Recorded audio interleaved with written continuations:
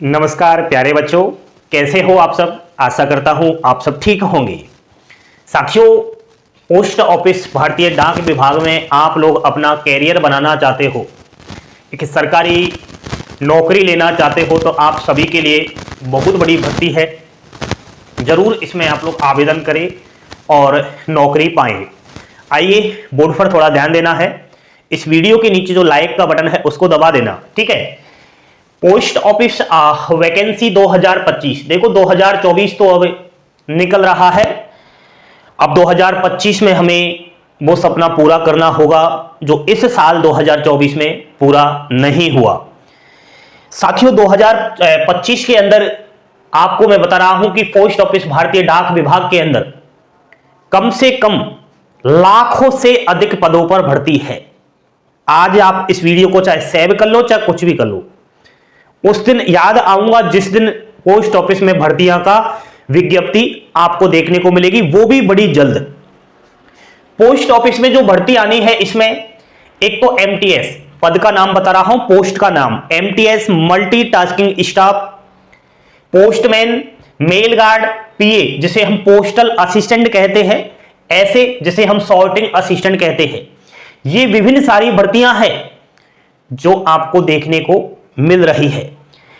इन भर्तियों में सिलेक्शन, इन पद के लिए जो नौकरी लेना है उसके लिए आपको दो रास्ते हैं।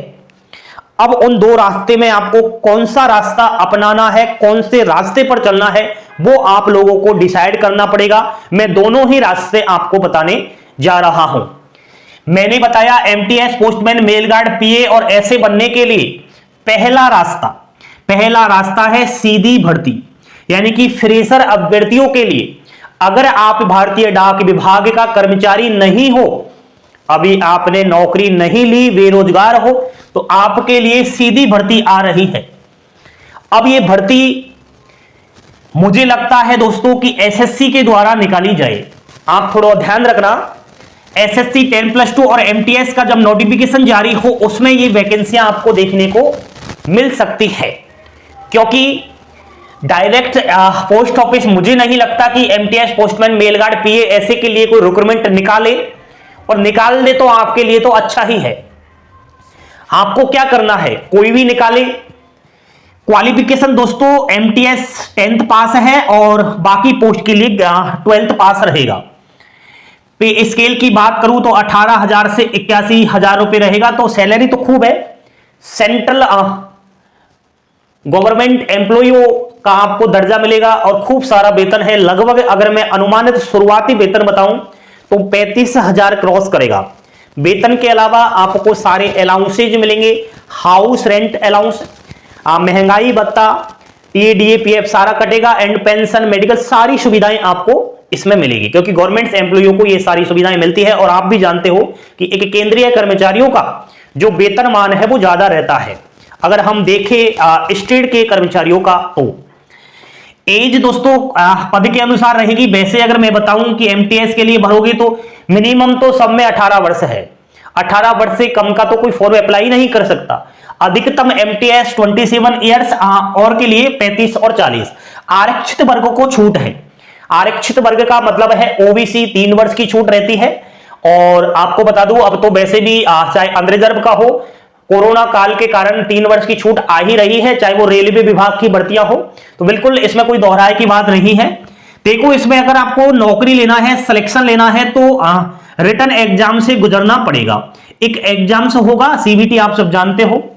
आप एसएससी का एग्जाम दोगे तो विभिन्न सारे यूट्यूब पर देख लेना, एसएससी 10+2 का एग्जाम पैटर्न वगैरह वही रहेगा, कोई अदर नहीं रहेगा, और बाद में आपका डॉक्यूमेंट वेरिफिकेशन हो जाएगा। अब आपको क्या पढ़ना है, देखो, reasoning, maths, general awareness, general science और करंट अफेयर्स। यदि आप इन सब्जेक्ट्स पर फोकस रखते हो तो दुनिया की कोई भी ऐसी परीक्षा नहीं है जिसको आप पास ना करो। दुनिया की क्या, ब्रह्मांड की ऐसी कोई परीक्षा नहीं है जिसको आप पास ना करो। तो ये सब्जेक्ट्स पर अभी से ही कंबाइंड बनाएं, क्योंकि इन्हीं सब्जेक्ट से आपको क्या देखने को मिलेगा, क्वेश्चन से देखने को मिलेगा। एक रास्ता तो मैंने बता दिया, दूसरा रास्ता सुनिएगा प्यारे दोस्तों। दूसरा रास्ता है डिपार्टमेंटल भर्ती।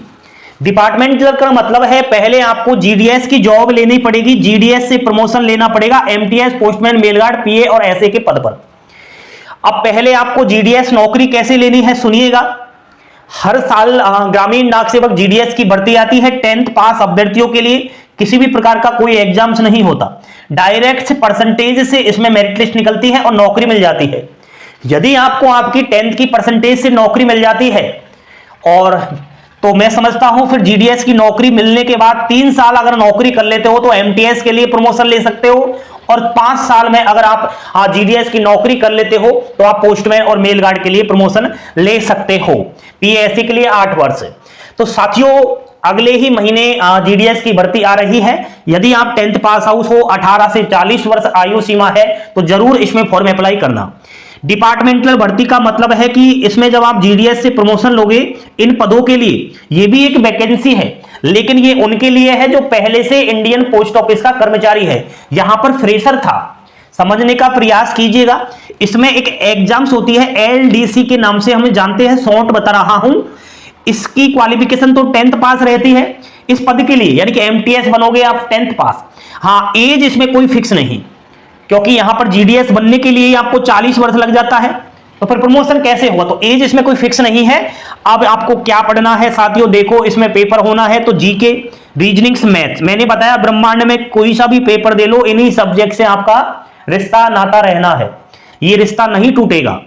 पोस्टल नॉलेज के कुछ क्वेश्चंस आपको देखने को मिलेंगे, जो मैं अगर आप चाहते हो तो सिलेबस डाल दूंगा टेलीग्राम चैनल पर, लेकिन उनके लिए है जो पहले आपको जीडीएस की नौकरी लेना पड़ेगा।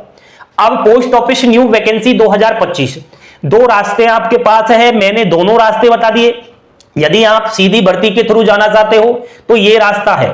सर आपने ये नहीं बताया कि नोटिफिकेशन कब आएगा, तो साथियों नोटिफिकेशन की बात करूं तो ये नोटिफिकेशन आपको जनवरी से ही देखने को मिल जाएगा, जनवरी से ही देखने को मिल जाएगा, और लगभग जनवरी में 44,000 प्लस वैकेंसियां आपको देखने को मिलेगी। उसके बाद धीरे धीरे आपको और सारी वैकेंसियां देखने को मिलेगी, क्योंकि यहां पर तो मैंने बताया कि जीडीएस की 44,000 से अधिक वैकेंसियां जनवरी में देखने को मिलेगी, अगले ही महीने। और ये जो फ्रेशर वाली वैकेंसियां हैं लगभग दोस्तों 98,000 प्लस पदों पर देखने को मिलेगी। तो मैंने कहा कि 2025 में पोस्ट ऑफिस के अंदर 1 लाख प्लस जो है नौकरियां हैं आप सबके लिए। प्योर सरकारी नौकरी है, स्थायी नौकरी है, शानदार नौकरी है, और जरूर इसमें आप अपना रास्ता अपनाएं। बाकी तो आपकी मर्जी। अब मैंने जो बताया, कौन से रास्ते पर आप चलना चाहते हो जरूर बताइए। लाइक शेयर सब्सक्राइब करें। थैंक यू, धन्यवाद। जय हिंद, जय भारत।